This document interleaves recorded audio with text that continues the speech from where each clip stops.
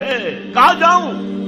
دنیا میں ایک انچ نہیں ہے، کوئی ملک نہیں ہے جہاں اے اللہ تیرا دین قائم ہو جائے تو کہاں جائیں؟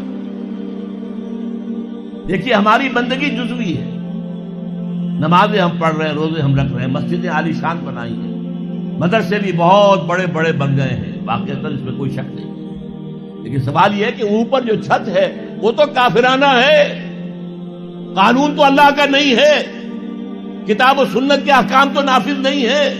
ہاں نماز ہے، روزہ ہے، حج ہے، زکوٰۃ ہے، تو نماز اور روزہ تو ہندوستان میں بھی ہو رہا ہے، تو چند ایک مسجدیں ہیں جنہیں وہ تاریخی اعتبار سے کہتے ہیں کہ یہ ہمارے مندر ہوتے تھے جنہیں مسجد بنایا گیا، ورنہ وہاں پر ہزاروں لاکھوں مسجدیں ہیں، آباد ہیں، لوگ نمازیں پڑھتے ہیں، کوئی روکتا ہے انہیں؟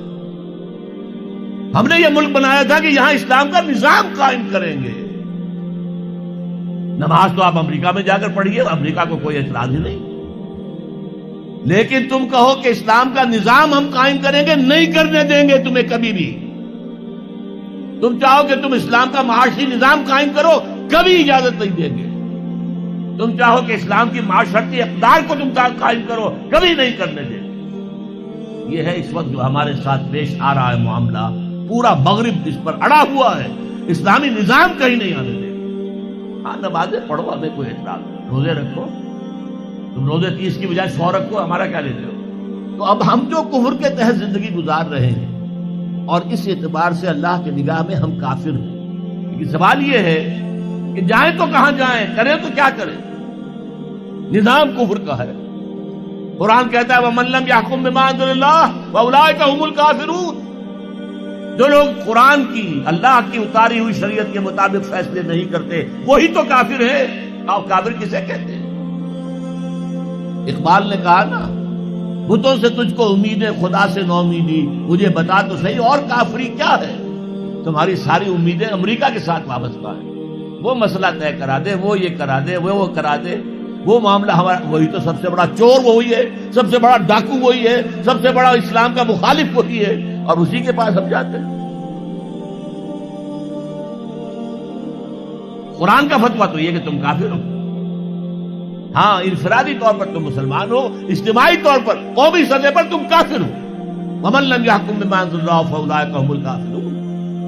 یہ چھٹا، یہ 7واں رکوع ہے سورہ مائدہ کا، اور پھر فرمایا وَمَن لَّمْ يَحْكُم بِمَا أَنزَلَ اللَّهُ فَأُولَٰئِكَ هُمُ الظَّالِمُونَ۔ جو اللہ کے اتارے ہوئے قانون کے مطابق فیصلے نہیں کرتے وہی تو مشرک ہے۔ اللہ کے حکم کو چھوڑ کے کسی اور کے حکم پر فیصلہ کر رہے ہو، اس سے بڑا شرک کیا ہوا؟ اور تیسری مرتبہ فرمایا وَمَن لَّمْ يَحْكُم بِمَا أَنزَلَ اللَّهُ فَأُولَٰئِكَ هُمُ الْفَاسِقُونَ۔ وہی تو فاسق ہیں، فاجر ہیں، وہی تو سرکش ہیں، وہی تو باغی ہیں، وہی تو غدار ہیں اللہ کے، جو اللہ کی شریعت کے مطابق فیصلے نہیں کرتے۔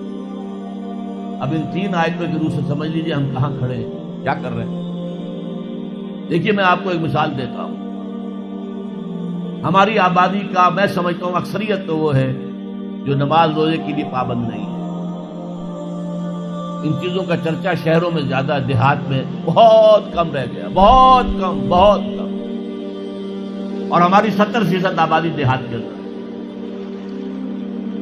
اچھا جو نمازیں پڑھتے روزے رکھتے ہیں، خاص طور پر شہروں کے کاروباری لوگ، وہ بلیک مارکیٹنگ بھی کرتے ہیں، وہ حسابات بھی غلط دیتے ہیں، جھوٹ بولتے ہیں، جھوٹ یا حلف اٹھاتے ہیں کہ یہ حساب ہم حلفیہ میں کہہ رہا ہوں یہ حساب صحیح ہے، جبکہ حساب غلط ہے۔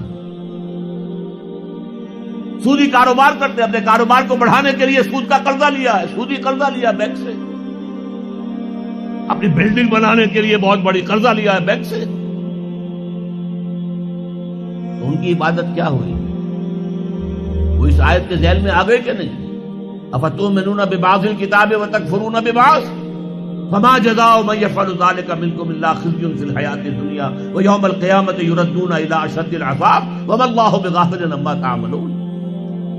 لیکن میں ان کو بھی چھوڑتا ہوں۔ فرض کیجئے ایک شخص ہے، نماز پڑھتا ہے پوری 5 وقتہ مسجد میں، رمضان کے روزے رکھتا ہے، اور بھی اللہ توفیق دیتا ہے، ایام 20 کے روزے رکھ لیتا ہے، یا ہفتے میں 2 روزے رکھتا ہے، سوموار کے اور جمعرات کے وغیرہ، زکوٰۃ دیتا ہے، کاروبار بھی سارے حلال کر رہا ہے، حرام نہیں کر رہا، سود میں بھی براہ راست ملوث نہیں ہے، نہ پیسہ سود پہ اوپر بینک میں رکھ کر سود کھایا، نہ سود پر قرضہ لے کر کوئی اپنا کاروبار بڑھایا، نہ کوئی اپنا کارخانہ لگایا، نہ کوئی اپنی بلڈنگ اونچی بنائی۔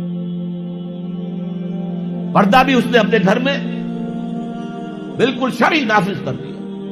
وہ اس پورے اسلام پر کاربند ہے جس میں وہ کاربند ہو سکتا ہے اس وقت، لیکن وہ اس قوم کا فرد ہے جو قوم اللہ کے فتوے کے مطابق کافر قوم ہے، جو اللہ کے فتوے کے مطابق مشرک قوم ہے، جو اللہ کے فیصلے کے مطابق فاسق و فاجر قوم ہے۔ قوم کے فرد تو ہم اسی کے ہیں۔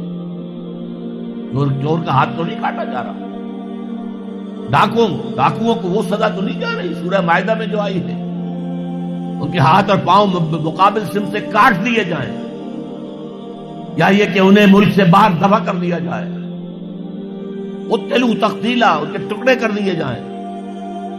ڈاکوؤں کو کوئی سزا ملتی ہے ایسی؟ لیکن اصل میں جو لوگ شور مچا رہے ہیں وہ ہیں جو کہتے ہیں کہ یہ اسلامی سزائیں وحشیانہ ہیں۔ بے نظیر بھٹو کا کہنا ہے یہ وحشیانہ سزائیں ہیں، اللہ کی دی ہوئی سزائیں وحشیانہ ہیں۔ معاذ اللہ ثم معاذ اللہ ثم معاذ اللہ کلمہ کفر ہے۔ اب اس کا کیا علاج ہے ہمارے پاس؟ کیا کریں؟ میری بات کو توجہ سے سنیے، اس نظام باطل کو ذہناً تسلیم مت کرو، اس نظام باطل کی خدمت مت کرو۔ Don't reconcile with it, don't serve it, don't support it. اس نظام کے تحت پھلنے پھولنے دولت مند بننے کی کوشش مت کرو، بلکہ اپنی زندگی کو سکیڑو، اپنی ضروریات کو کم کرو، اپنے آپ کو ذرا آزاد کرو، اپنا وقت، تاکہ اس وقت کو تم لگا دو اس نظام کے خلاف جد و جہد میں۔ ایک ایسی جد و جہد، ایک ایسی کوشش کہ اس نظام باطل کو جڑ سے اکھیڑ کر پھینکنا ہے اور اس کی جگہ نظام حق، دین حق نافذ کرنا ہے۔ یہ جد و جہد اگر کرو گے، تن من دھن لگاؤ گے، تو یہ کفارہ ہو جائے گا کہ تم کافرانہ ملک میں رہ رہے تھے، جس کا نظام کافرانہ تھا۔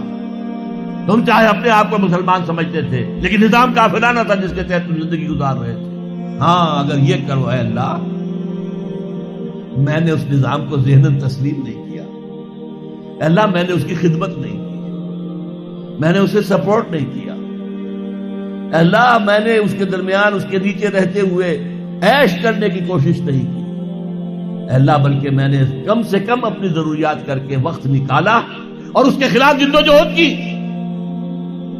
اس نظام کو اکھاڑ کر پھینکنے کے لیے کوشش کی، اور تیرا نظام لانے کی جد و جہد کی۔ لا نہیں سکے تو اے اللہ ہم کیا کریں؟ ہمارے اختیار میں تو نہیں ہے، وہ آئے گا تو اسی میں جب تیری مرضی ہوگی، تیرا منشا ہوگا، لیکن ہم نے اپنی زندگی لگا دی۔ اگر تو یہ ہے تو کفارہ ہو گیا۔